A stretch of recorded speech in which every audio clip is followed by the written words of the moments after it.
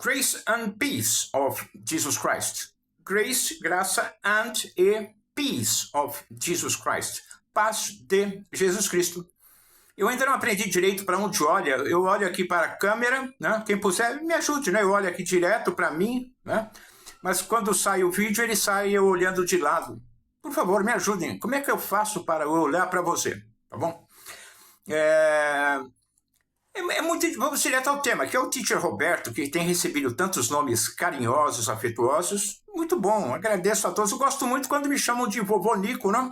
Vovô Nico, lembrando do Augusto Nicodemos, o grande teólogo brasileiro, e também do Andronico, o companheiro de Paulo, né? Quando foi preso e assim por diante. Então são todos nomes que remetem a coisas positivas, isso é muito bom. Muito obrigado a todos. A pergunta que hoje nós fazemos é por que há uma presença tão grande da língua inglesa no nosso dia a dia? A gente vai às compras num shopping center, uma palavra inglesa. Num shopping mall, quando for um pouco menor. Algumas palavras os ingleses até não usam, nós modificamos essas palavras no nosso uso livre em português. Por exemplo, outdoor. Não sei se ainda hoje é assim, mas são aqueles cartazes que ficam nas ruas. Aqui em São Paulo me parece que está proibido, não?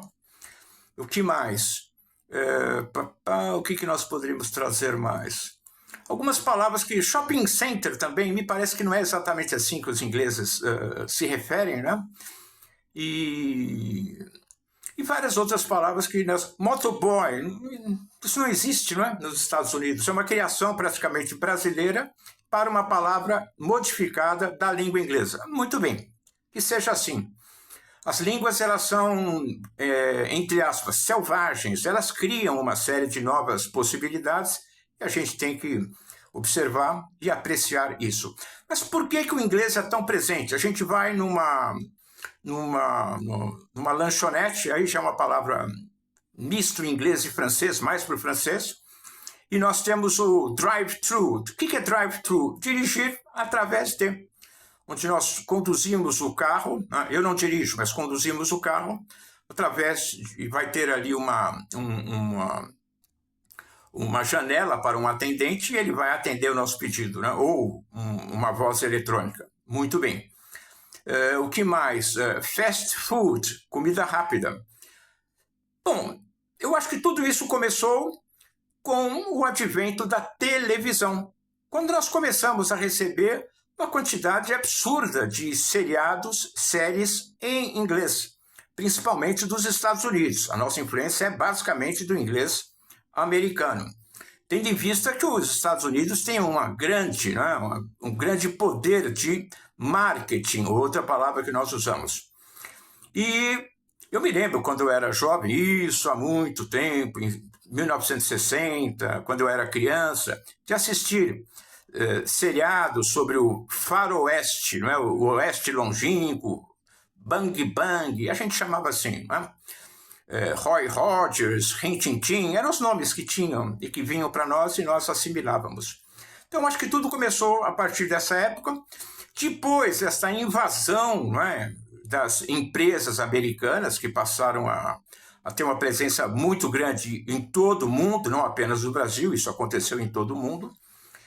E, mais recentemente, pela tecnologia da informação, que começa a se tornar algo muito sério, algo muito presente na vida de todos no mundo, cada vez mais, e que também tem as suas raízes, as grandes empresas, as suas raízes nos Estados Unidos. Então, essa última influência é avassaladora, né? Então, nós falamos Wi-Fi, né?